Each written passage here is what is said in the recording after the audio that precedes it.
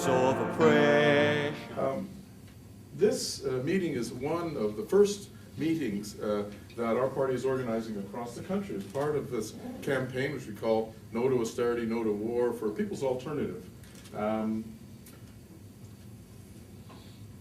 I'll be speaking elsewhere in Ontario and out west and the East Coast and Quebec and so on about this campaign. And we're also producing materials which unfortunately aren't with us just yet. They're in the print shop. They should be out within days. But here is a prototype, except that it's in color. This 11 by 17 leaflet, which outlines a lot of our ideas. We also have a special website, which will be up and running very shortly, called it's called peoplesrecovery.ca, where there'll be a lot of information about the campaign and so on. We're planning to produce some other materials as well. And we want to reach with this campaign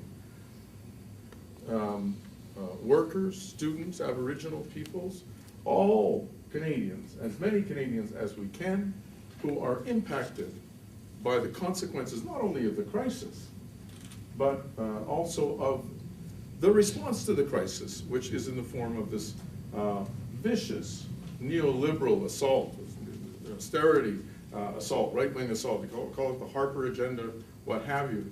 But in particular, we want to reach people who are activists, people who are already in motion, who are already standing up in defense of the environment, in defense of the rights of pensioners to a decent pension, of workers fighting for their trade union rights, their right to negotiate, their right to bargain collectively, free collective bargaining, and the right to strike, of youth and students, of all those who are impacted by this assault. And we know it's not going to be easy because we're now in the midst of a blistery winter, finally.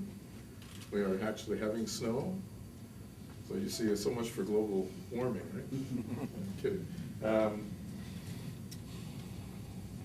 But we're going to carry on this campaign over the next several months, and we encourage all of you to help to spread what we have to say.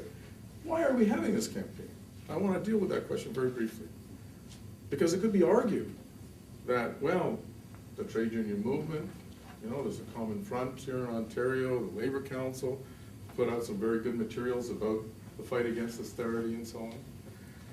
Well, and all of that, of course, is very welcome. But we think that we contribute something to that discussion, that conversation, if you will. And that is an understanding from our perspective, from the Marxist perspective, from a class perspective, of what is the nature of this assault. Why is it coming now? Right? And based on that, what is the way forward? I want to say that cutbacks are not new. If you go back, you could go back even into the 80s, when there was a turn against a lot of the social gains, democratic gains, labor gains that had been achieved through decades and decades of struggle in this country, and in other countries as well. When this process of take-backs began, a little concession here, a little concession there. You think about the Chrétien government, right? With some of their budgets, and certainly even during the time of Mulroney, et cetera, et cetera. What is new here? Because always in life it's important not just to see phenomenon, but to particularly get at the kernel of what is distinctive, what is new. Well, first of all, this current offensive is marked by a much sharper intensity than previous assaults. Secondly, it's marked by a much broader assault. It's not just an assault on this sector or this program, social program, but essentially what's being said is everything's on the table. Nothing's left off the table now. We have to look at everything, all social entitlements, as if it was some sort of gift from the gods, right? That it wasn't a product of struggle over many decades to win these social rights, to housing, to a decent job, to a decent wage, et cetera, et cetera. It's marked by its universal character. I use that term carefully because it's not truly universal. It's not being implemented in every single country around the world. But it's certainly widespread, particularly in the advanced capitalist countries. Throughout Europe, there is an offensive against pensions. In virtually every country in Europe, for instance, there's assault on pensions, on minimum wages, on youth rights, on tuitions, pressure to increase tuitions everywhere. In the United States, and certainly here in Canada. In fact, throughout most of the advanced capitalist states. And there's another aspect of what's new. We could call it the temporal aspect. It used to be when when cutbacks were called for, they were said, well, we're not happy about it. The conservatives would be happy, the liberals would be not happy. They both do it, of course. But they were always placed from the point of view that it's a temporary thing. And then things will pick up and we'll continue the forward march of social progress. But something very different is being said now. What's being said now is we are in the epoch of austerity, the era of austerity. It's kind of like that expression that came out from George Bush after 9/11, where he said, we're in the period of permanent war. Well, we're in the period of permanent austerity. No end of the tunnel in sight. It's just going to continue and get deeper and deeper and deeper. So we're talking about something qualitatively new. I want to, very briefly, because I know that time is at a premium today, just do a very, very quick 5-minute history lesson. Where did all this come from? Well, okay, very quickly. World War II, defeat of fascism, defeat of Japanese imperialism. But what happened after that? The Soviet Union became much stronger, much more influential. The socialist community developed. And in the capitalist West, and in many European countries, there was tremendous support for the ideas of socialism. In Italy, in Greece, in Spain, in France. All of these countries, communists were the largest parties.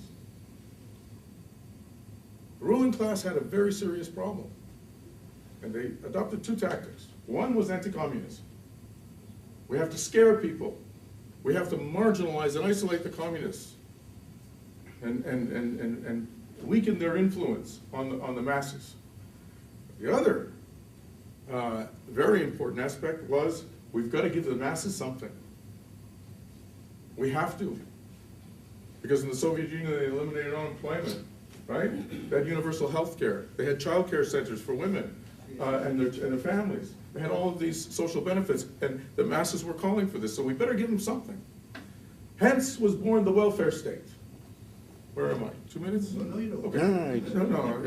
No, it was my 5 minutes. Okay, so, and they were able to do this, especially in the advanced capitalist countries. They didn't do it everywhere. They didn't do it in the third world, but they certainly did it in the Western countries, capitalist states, to buy off the workers, to foster this kind of idea of collaborationism, that what's good for General Motors really is good for America, right? And they were able to do it because they were still making profits hand over fist. Why? Because there was an extended boom. Why? Because Europe was virtually destroyed in the Second World War, and they had to rebuild everything, new bridges, new schools, new hospitals. And it kept the engine of capitalism going for a protracted period of time. But finally it petered out in the 70s. And there was a crisis. And at that point, the ruling class said, no more Mr. Nice Guy. We have to change. We have to get rid of Keynesianism, the welfare state. We have to go towards supply-side economics, Milton Friedman, the Chicago School, right? And along comes Thatcher, Reagan, and we're into a different ball of wax. And that's when the shift to neoliberalism took place. And you know what? It was remarkably successful, but it was brought on for one basic reason: because the rate of profit was declining. And they had to turn it around. They had to increase profits, and the rate of profit, even more important. So, there's many ways to raise the rate of profit. You put more pressure on the masses, on the workers, you exploit them more, you increase the length of the working day. And you know, today, by the way, most workers in Canada work longer hours than they worked 20 years ago, 30 years ago. Even though we have more technology, even though we have more productivity, we're working longer hours, that's part of it. The other thing is to globalize the economy, right? Globalize the world to further exploit. War. War, right. Arms race, militarism, and so on and so forth. And also to privatize sectors of the economy that have been public. So the pressure to privatize healthcare, education, so on and so forth. Right? And it was so successful. They did great. They did so well, in fact, that it's not by accident or coincidence that in every single country in the capitalist world, the rich are getting much richer and the poor are getting much poorer. How else to explain it? Can't be a coincidence. You know, it's not like gambling, or flipping a coin, rolling a dice. Very successful policy. But it too had a half-life. And it was running out by the late 90s. Workers didn't have enough money to keep buying goods, and it looked like it was going to be another big crisis. So what did they do? Well, they said, we have all this excess capital, let's put it into finances. Let's put it into debt. Let's raise, people's borrowing, not just for individual households, credit cards and things like that, mortgages, but also for companies. The companies went further and further into debt, and governments too. But that was okay. Keep rolling over that debt, and creating a bigger and bigger bubble. But it kept production going, profits kept rolling in. It delayed the crisis. Finally, when that bubble burst in 2007, we had an even larger crisis, an even more widespread and protracted crisis. Then they said, these companies, AIG, the banks, etc., they're too big to fail. They're too important. We have to save them. We have to bail them out.